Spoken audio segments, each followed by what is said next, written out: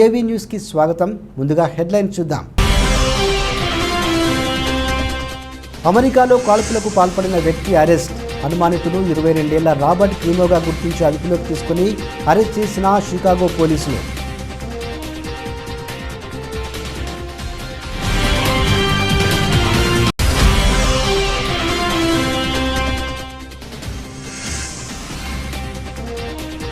దక్షిణ చైనా సముద్రంలో ధ్వంసమై మునిగిపోయిన ఓడ, సుమారు 30 మంది సిబ్బంది గల్లంతు.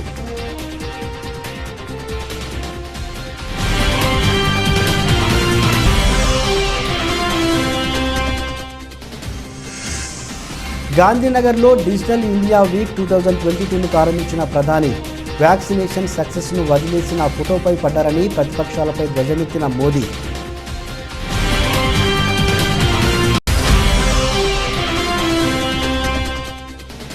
నిజాయితీ పార్టీకి ఓటేస్తే గుజరాత్లోనూ ఉచిత విద్యుత్. అరవింద్ కేజ్రీవాల్. వచ్చే ఏడాది గుజరాత్ అసెంబ్లీ ఎన్నికల నేపథ్యంలో ఆ రాష్ట్రంపై ఆప్ ఫోకస్.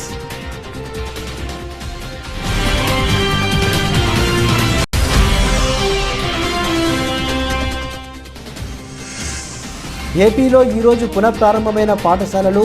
సుదీర్ఘమైన వేసవి సెలవుల తర్వాత విద్యార్థులతో కలకలలాడుతున్న తరగతి గదులు.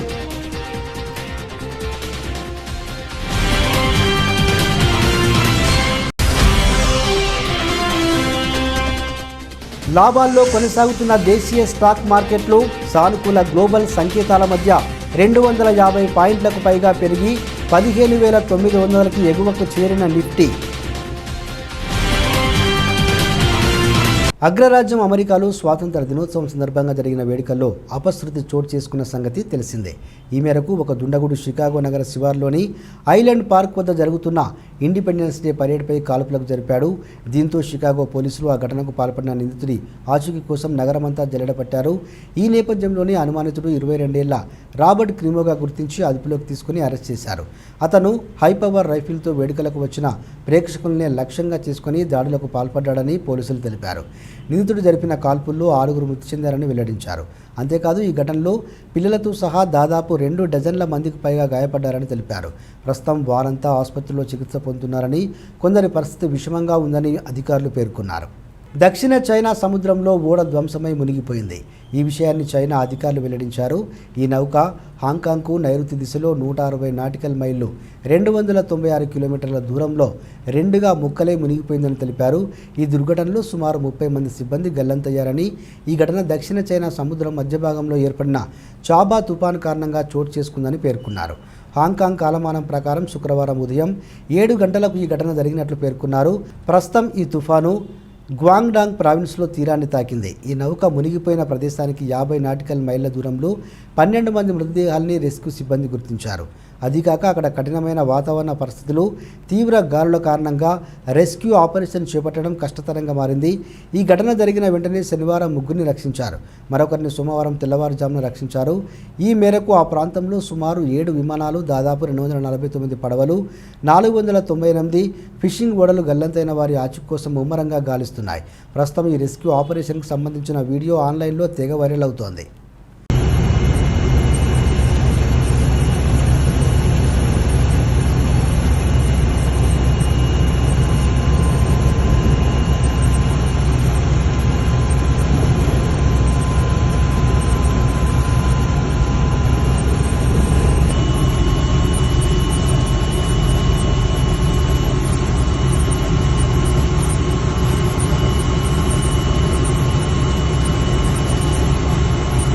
ఢిల్లీలోని పశ్చిమ విహార్లో ధరంబీర్ దహియా అనే వ్యక్తి తెల్లవారుజామున వాకింగ్కు వెళ్తుండగా పొరుగింటి కుక్క మొరగడం మొదలుపెట్టింది. అది అతన్ని కొత్త వ్యక్తిగా భావించలేక మరే కారణాల వల్ల తెలియదు కానీ అదే పనిగా అతను చూసి మొరగడం ప్రారంభించింది. దీంతో అతను విసుగు చెంది ఆ కుక్కని తోకతో పట్టుకొని ఒక పక్కకి విసిరేశాడు. దీంతో సదరు కుక్క యజమాని రక్షిత్ దాన్ని రక్షించేందుకు రాబోతుండగా ఇంతలో అతడు కోపోద్రేకంతో రాడ్తో కుక్కపై దాడి చేశాడు. దాంతో ఆ కుక్క అతన్ని గట్టిగా కరిచింది. ఆ వ్యక్తి అక్కడితో ఆగకుండా సదరు కుక్క యజమాని రక్షిత్ని, అతని భార్యను కూడా రాడ్తో కొట్టాడు. దీంతో ముగ్గురికి తీవ్ర గాయాలయ్యాయి. ఈ ఘటన మొత్తం అక్కడ ఉన్న సీసీటీవీలో రికార్డ్ అయ్యాయి. ఈ మేరకు పోలీసులు సంఘటనా స్థలానికి చేరుకుని కేసు నమోదు చేసుకుని దర్యాప్తు చేస్తున్నారు. ఆ ఘాతుకానికి పాల్పడిన వ్యక్తితో సహా అందరూ ప్రస్తుతం ఆసుపత్రిలో చికిత్స పొందుతున్నారని పోలీసులు తెలిపారు. ప్రస్తుతం ఈ ఘటనకు సంబంధించిన వీడియో ఆన్లైన్లో తెగ వైరల్ అవుతోంది.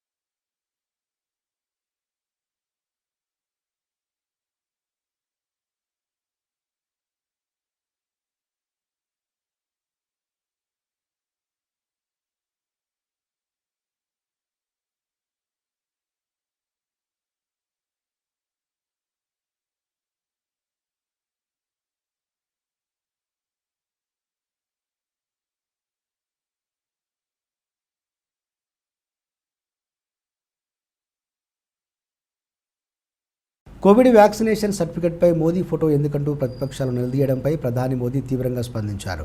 కోవిడ్ వ్యాక్సిన్ లబ్ధిదారులకు తక్షణమే సర్టిఫికెట్ను అందజేసిన భారత్ను చూసి ప్రపంచమంతా చర్చించుకుంటుండగా కొందరు మాత్రం ఆ సర్టిఫికెట్పై తన ఫోటో ఉండటంపై రాద్ధాంతం చేస్తున్నారని ఎద్దేవా చేశారు.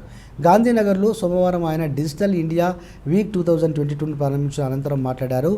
ఆన్లైన్ చెల్లింపుల విధానం తీసుకురావద్దంటూ కొందరు పార్లమెంట్లో వాదించారని కేంద్ర మాజీ మంత్రి కాంగ్రెస్ నేత పి చిదంబరంను ఉద్దేశించి వ్యాఖ్యానించారు. దేశంలో డిజిటల్ సాంకేతిక ప్రవేశంతో ప్రజల జీవితాలు మారిపోయాయని ప్రధాని చెప్పారు. యూపీఐ ఫలితంగా చిరు వ్యాపారాలు కూడా తమ రోజువారీ కార్యకలాపాలను సాగిస్తున్నారన్నారు. బీహార్లోని ఓ వ్యక్తి డిజిటల్ విధానంలో కూడా తనకు దానం చేయవచ్చంటూ క్యూఆర్ కోడ్ ప్లకార్డును మెడలో కట్టుకుని బిచ్చమెత్తుకుంటున్న విషయం ప్రస్తావించారు. छोटी छोटी वीडियो में देखा, माई स्कीम हो, भाषिणी भाषा दान हो, डिजिटल इंडिया जेनेसिस हो,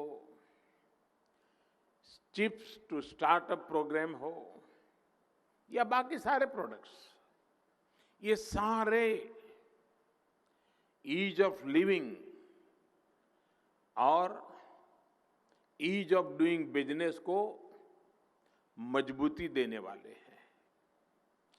विशेष तौर पर इनका बड़ा लाभ भारत के स्टार्टअप इकोसिस्टम को होगा. साथियों, समय के साथ जो देश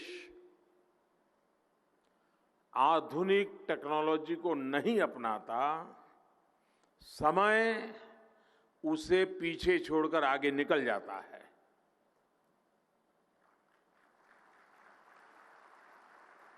और वो वहीं का वहीं रह जाता है. तीसरी औद्योगिक क्रांति के समय भारत इसका भुक्तभोगी रहा है. लेकिन आज हम ये गर्व से कह सकते हैं कि भारत चौथी औद्योगिक क्रांति इंडस्ट्री 4.0 గుజరాత్ ప్రజలు వచ్చే ఎన్నికల్లో నిజాయితీ గల పార్టీకి ఓటిస్తే ఆ రాష్ట్రంలోనూ ఉచిత విద్యుత్ ఇవ్వవచ్చని Aam Aadmi Party convener Delhi CM Arvind Kejriwal పేర్కొన్నారు. సోమవారం గుజరాత్లోని అహ్మదాబాద్లో విద్యుత్ అంశంపై నిర్వహించిన బహిరంగ చర్చలో అరవింద్ కేజ్రీవాల్ మాట్లాడారు. తాను ఇకపై వారం వారం గుజరాత్కు వస్తానని, వచ్చిన ప్రతిసారి ఒక్కో అంశంపై జన సంవాద్ పేరిట బహిరంగ చర్చలు నిర్వహిస్తామని ఆయన ప్రకటించారు. అందులో భాగంగా సోమవారం విద్యుత్ అంశంపై చర్చలు నిర్వహించారు. గుజరాత్ రాష్ట్ర ప్రజలు కూడా 24 గంటల పాటు అతి తక్కువ ధరకు లేదా ఉచితంగా విద్యుత్తును పొందవచ్చు. అందుకోసం వారు చేయాల్సిందల్లా వచ్చే అసెంబ్లీ ఎన్నికల్లో రాజకీయాలను, ప్రభుత్వాన్ని మార్చుకోవాలి, నిజాయితీ ఉన్న పార్టీకి ఓటేసి గెలిపించుకోవాలి. వచ్చే వారం గుజరాత్లో విద్యుత్కు సంబంధించిన సమస్యలకు పరిష్కారాలతో ముందుకొస్తాను అని అరవింద్ కేజ్రీవాల్ ప్రకటించారు. और आज हम लोग गुजरात में बिजली की समस्या पे चर्चा करने के लिए इकट्ठे हुए हैं. मैं आप लोगों से पहला प्रश्न ये पूछना चाहता हूं. आम आदमी पार्टी तो ये पहला चुनाव लड़ रही है. इसके पहले कई चुनाव हुए गुजरात में. कांग्रेस और बीजेपी वालों ने चुनाव लड़े. आज तक किसी पार्टी ने गुजरात के लोगों के साथ बैठ के कभी बिजली के ऊपर चर्चा की क्या? आपके मुद्दों के ऊपर चर्चा की क्या? वो आते हैं, बड़ी बड़ी रैली करते हैं, उनके नेता बड़े बड़े भाषण देते हैं, बड़े बड़े वादे करते हैं और फिर 5 साल लूटने में लग जाते हैं. फिर अगला चुनाव आते हैं, फिर अगला रैली करते हैं. फिर हम राजनीति करने के लिए नहीं आए, हम जनता की सेवा करने के लिए आए हैं, जनता के मुद्दों का समाधान करने के लिए आए हैं. और ये आज मैं कॉन्फिडेंस के साथ कह सकता हूं, अगर मैं ये बात, मेरा पहला चुनाव होता और मैं कहता कि हम तो जनता के मुद्दों पे चल, आप कहते कि केजरीवाल भी नेता बन गया, केजरीवाल भी ऐसी बातें करता है, चुनाव के बाद तो कुछ करना नहीं है. हमने दिल्ली में करके दिखाया है, हमने पंजाब में करके दिखाया है. हम जो कहते हैं वो करते हैं. रघुकुल रीत सदा चली आई,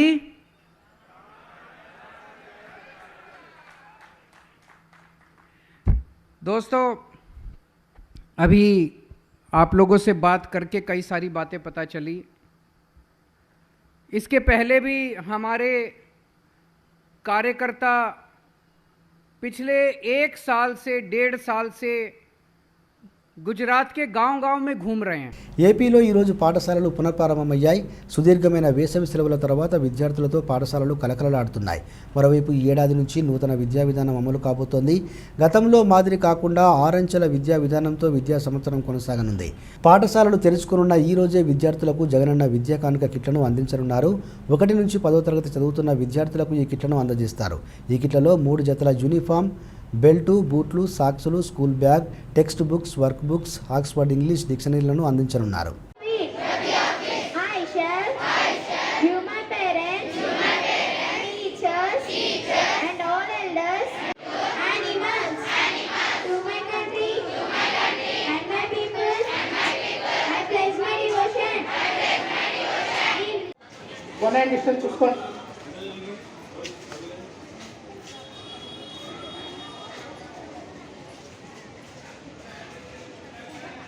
School, attention. Guru Sakshat Parabrahma Tasmai Shri Gurave Namaha. India is my country.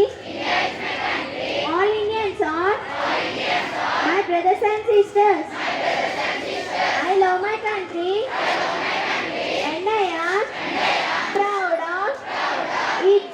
Railway, municipal అధికారుల తీరును నిరసిస్తూ మురుగునీటి కాలువలోకి ఎమ్మెల్యే కోటమిరెడ్డి శ్రీధర్ రెడ్డి దిగారు. ఈ సందర్భంగా కోటమిరెడ్డి నెల్లూరు 21వ డివిజన్ ఉమ్మారెడ్డి గుంటలో డ్రైనేజీ సమస్య ఎక్కువగా ఉందన్నారు. వందల కుటుంబాలు ఇబ్బందులు పడుతున్నాయన్నారు. ఎగువ ప్రాంతాల నుంచి భారీగా మురుగునీరు వచ్చి చేరుతోందని కోటమిరెడ్డి పేర్కొన్నారు. ఈ సమస్య అనేక సంవత్సరాలుగా ఉందన్నారు. ప్రతిపక్ష ఎమ్మెల్యేగా ఎప్పుడూ ప్రశ్నించానన్నారు. రైల్వే కార్పొరేషన్ అధికారులు ఒకరిపై ఒకరు చెప్పుకున్నారని వెల్లడించారు.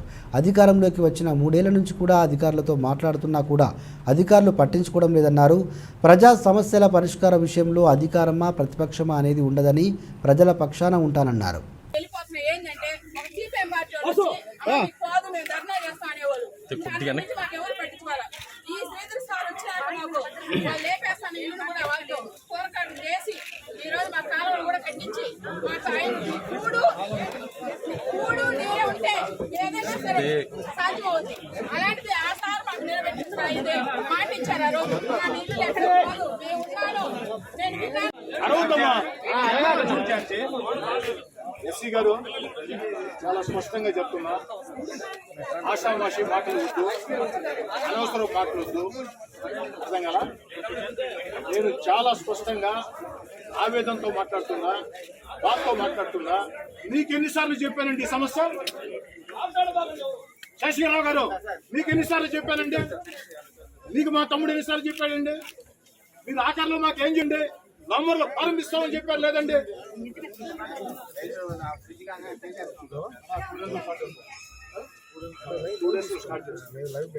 పూర్తి చేస్తూ నాకు వచ్చారు ఎస్సీ గారు. వాళ్ళ మీద మీరు మీ మీద వాళ్ళు చెప్పుకుంటూ కాలయాపన చేస్తున్నారు.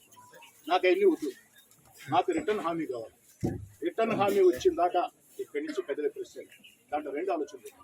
మీరు వాళ్ళు కలిసి పేపర్ మీద ఎప్పుడు లోపల స్టార్ట్ చేస్తారు, ఎప్పుడు పూర్తి చేస్తారు చెప్పండి.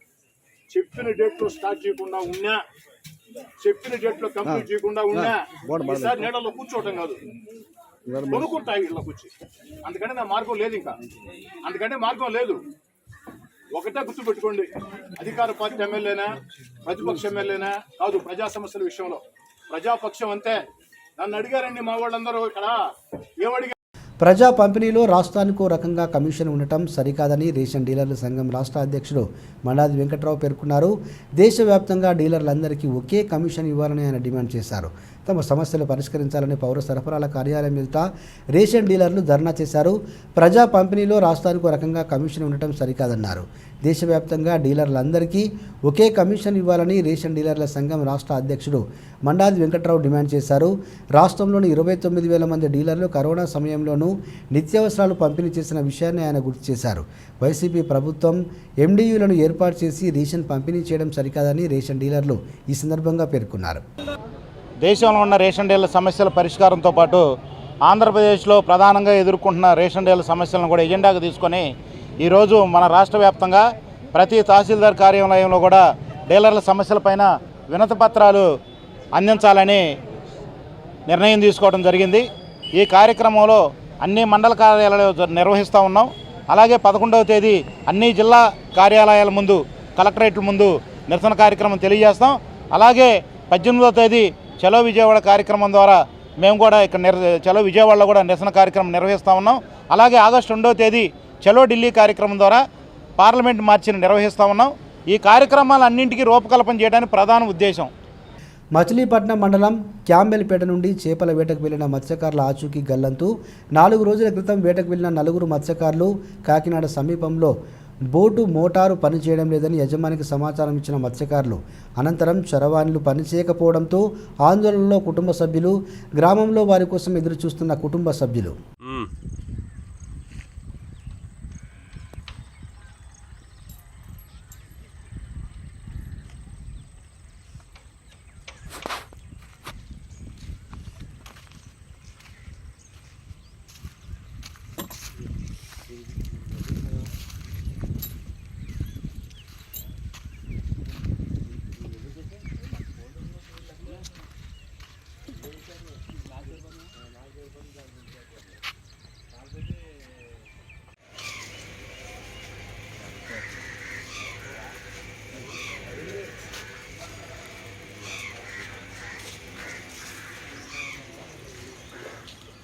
రాష్ట్ర ప్రభుత్వం తొలగించిన 27 ఎస్సీ పథకాలను పునరుద్ధరించాలని మాజీ ఎంపీ హర్షకుమార్ డిమాండ్ చేశారు. దళితుల నుంచి తీసుకున్న భూమికి నష్టపరిహారం చెల్లించాలని, దళితులపై పెట్టిన తప్పుడు కేసులు ఎత్తివేయాలని కోరారు. తక్షణం తమ డిమాండ్లు పరిష్కరించకపోతే సెప్టెంబర్ 25న దళిత సింహగర్జన నిర్వహిస్తామని హెచ్చరించారు. కోనసీమ ఘటన ముమ్మాటికి ప్రభుత్వ చర్యనని అన్నారు.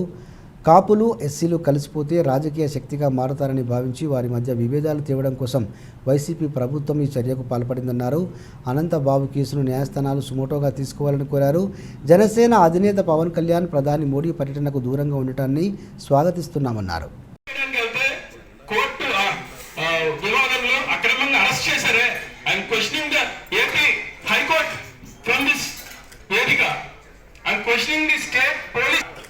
జగన్మోహన్ రెడ్డి గారు ఈ రోజు నిన్న వాళ్ళ కూతురుతో ఒక ఫోటో రిలీజ్ చేసి హర్ష కంగ్రాచులేషన్స్ అని ఒక పోస్ట్ పెట్టడం జరిగింది.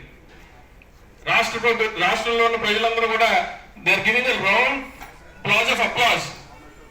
బట్ టుడే ప్రభుత్వం తీసేసి చాలా దారుణం.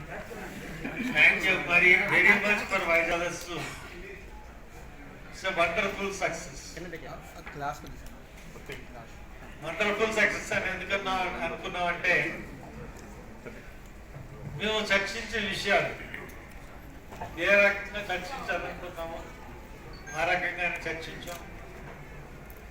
ఎనార్మస్ రెస్పాన్స్ అన్నది మాకు రావడం జరిగింది. మా ఉద్దేశం ప్రభుత్వానికి తెలియజేస్తున్నాం, మీకు టైం ఇస్తున్నాం. సెప్టెంబర్ 25 లోపల మీరు హైకోర్టు సీనియర్ ఐఏఎస్ ఆఫీసర్తో కానీ హైకోర్టు జడ్జితో కానీ మీరు మొత్తం 8 సంవత్సరాలు, గత ప్రభుత్వం 5 సంవత్సరాలు, ఇప్పుడు 3 సంవత్సరాలు, 8 సంవత్సరాల్లో దళితుల మీద జరిగిన అట్రాసిటీస్ మీద న్యాయ విచారణ జరపండి. యునైటెడ్ బ్రేవరీస్ లిమిటెడ్ కంపెనీ వద్ద కార్మికులు ఆందోళన చేపట్టారు. తమ తోటి కార్మికుడైన పి వెంకటరావు గోడ దూకి బయటకు వెళ్లాడు. అతన్ని విధుల నుండి వైదొలగించడంతో కార్మికులంతా సీసీ ఫుటేజ్ ఆధారంగా అతను తప్పు చేసి ఉంటే విధుల్లో తొలగించాలని, లేదంటే వెంటనే విధుల్లో చేర్చుకోవాలంటూ తోటి కార్మికులు ఆందోళన చేపట్టారు. సీసీ ఫుటేజ్లో పరిశీలించగా కార్మికుడు ఎప్పటిలాగే గేటు మార్గంగా వెళ్లడంతో సెక్యూరిటీ గార్డ్ చెప్పిన మాటలను ఖండిస్తూ వెంటనే సెక్యూరిటీ గార్డుపై చర్యలు తీసుకోవాలని, తమ తోటి కార్మికులను విధుల్లో చేర్చుకోవాలని ఆందోళన దిగడంతో ఉద్రిక్త వాతావరణం చోటు చేసుకుంది. అయితే నిజ నిర్ధారణ జరిగినప్పటికీ కార్మికుల్ని విధుల నుంచి తొలగించడంతో తోటి కార్మికులు ఫ్యాక్టరీ ఎదుట నిరసన చేపట్టారు.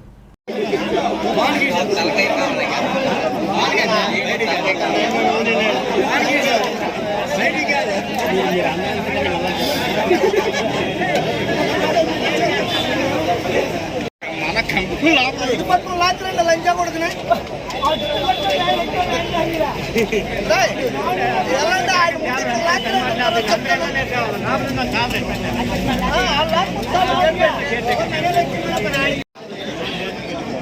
వాళ్ళు ఊరుకోరట, వాళ్ళు మనతో పాటు వస్తారట లోపలికి. రమ్మని బయటికి రమ్మన్నాను మేము మనకి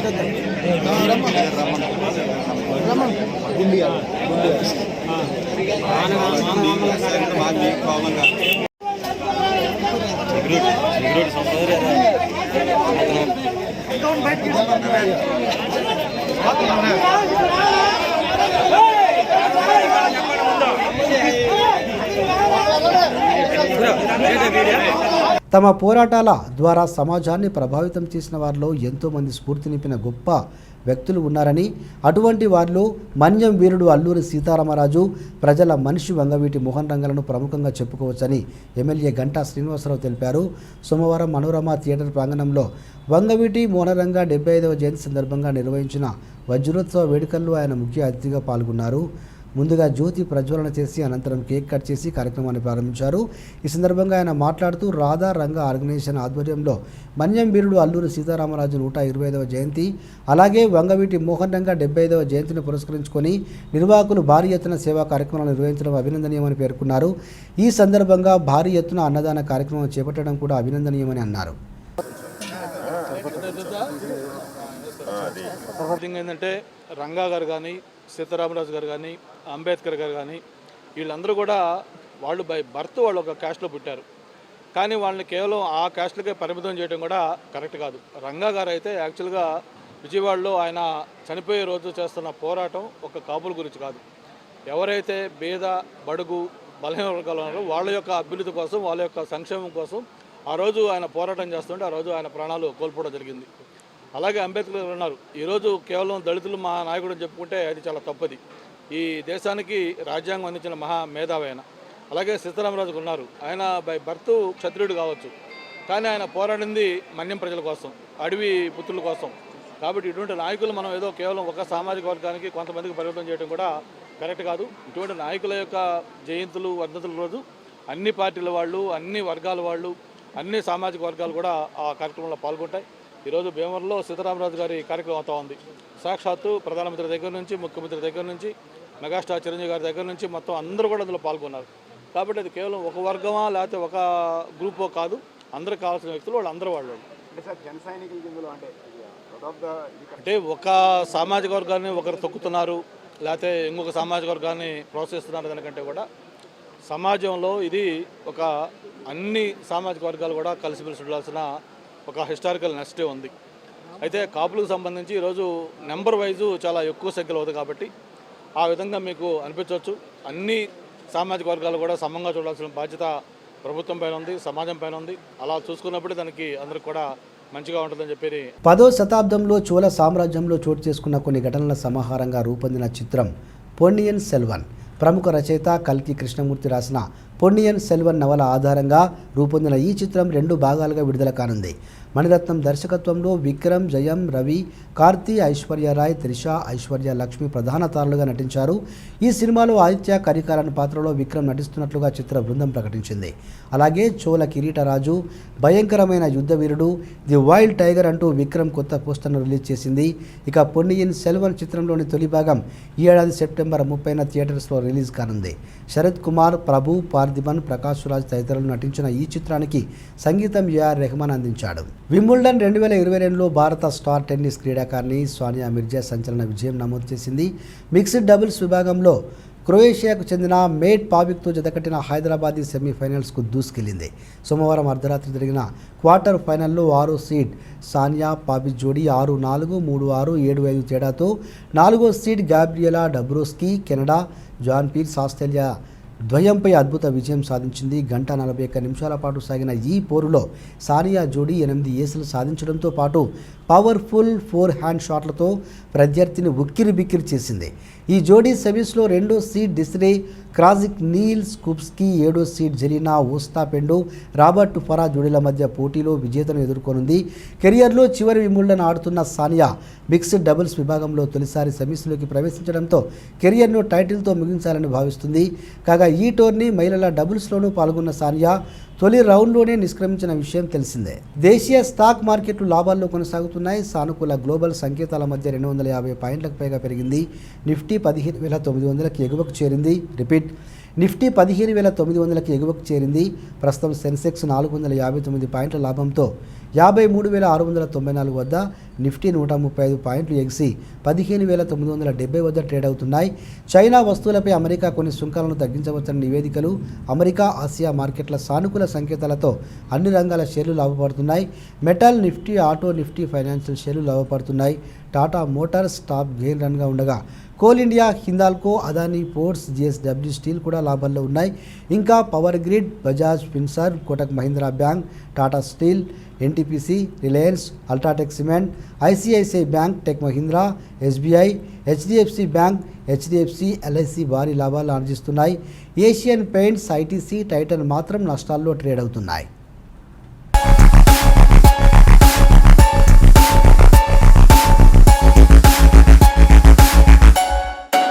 బులెటిన్ ముగించే ముందు హెడ్లైన్స్ మరోసారి చూద్దాం. అమెరికాలో కాల్పులకు పాల్పడిన వ్యక్తి అరెస్ట్. అనుమానితుడు 22 ఏళ్ల రాబర్ట్ క్రీమోగా గుర్తించి అదుపులోకి తీసుకుని అరెస్ట్ చేసిన షికాగో పోలీసులు.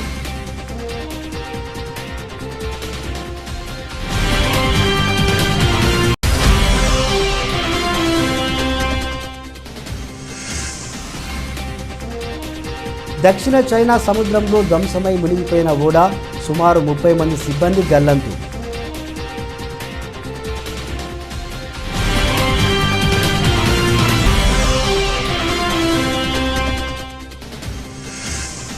గాంధీనగర్లో డిజిటల్ ఇండియా వీక్ 2022ను ప్రారంభించిన ప్రధాని వ్యాక్సినేషన్ సక్సెస్ను వదిలేసిన ఫోటోపై పడ్డారని ప్రతిపక్షాలపై ధ్వజమెత్తిన మోదీ.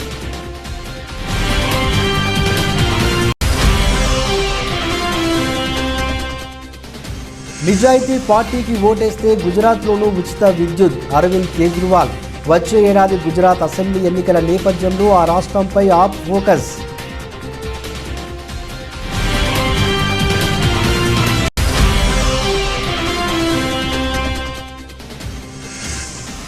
ఏపీలో ఈరోజు పునఃప్రారంభమైన పాఠశాలలు. సుదీర్ఘమైన వేసవి సెలవుల తర్వాత విద్యార్థులతో కలకలలాడుతున్న తరగతి గదులు.